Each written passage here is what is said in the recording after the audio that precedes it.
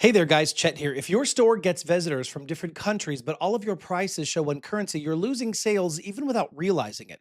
Today, I'll show you how to fix that by adding multiple currencies to your Shopify store in a simple and clean way. But before we start, I do have a special offer for you. If you want to build your store the right way, check the link below for the 3-day Shopify free trial plus the $1 per month offer.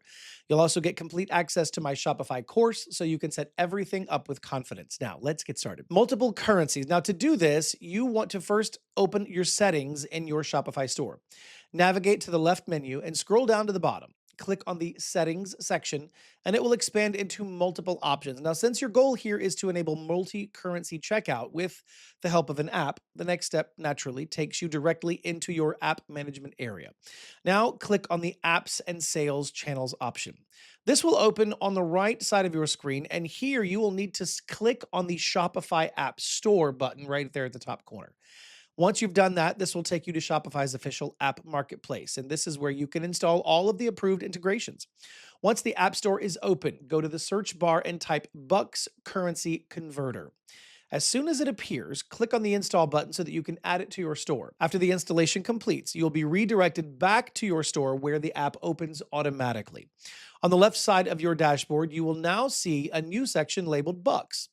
Under your main apps menu, if you expand it, you will see several options such as settings, advanced, currency rules, integrations, and pricing. Since the first step of setting up multi-currency checkout is adding currencies, click on the settings option under the Bucks tab. Once you land on the settings page, you will see a search bar where you can add all the currencies you want your store to support. You can search for options like US dollar, euro, British pound, Canadian dollar, Australian dollar, and many more. As soon as you add your desired currencies, you can scroll through the available settings to control the behavior of your converter. You can turn on auto currency switch by location, restrict certain locations, choose whether the currency symbol should appear before or after the amount, and also control how conversion behaves in different areas of your store. Once you finish selecting your currencies and customizing these settings, navigate over to the top right corner and click the Save button so that your changes apply instantly. Now that your currencies have been added, let's click on the Advanced option inside the Bucks app so that you can fine-tune the rest of your multi-currency setup. Now, this section allows you to customize the visibility, performance, styling, and behavior of your currency converter. At the top of the advanced page, you will see extension status, which tells you whether your converter extension is active. Right next to it, you will also see app status, which should be set to on for the converter to function across your store. If any of these are turned off, your currencies will not display correctly. Just below that, you will find an option labeled Activate Instant Loader.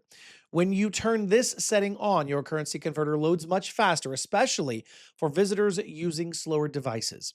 This helps create a smoother shopping experience. You can activate it by easily clicking on the Turn On button. Next, scroll down to the cart notification settings. This feature lets you show a small message on the cart page, which notifies customers that checkout will be processed in your store's base currency.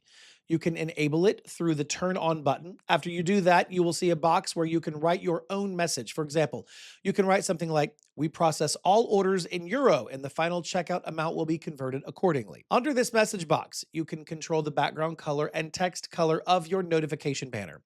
These color sectors allow you to match the banner to your store theme, so it blends naturally with the rest of your design. Nothing sticks out. Right below, you will see 3 decimal display options labeled Round to Decimal, Remove Decimal, and None.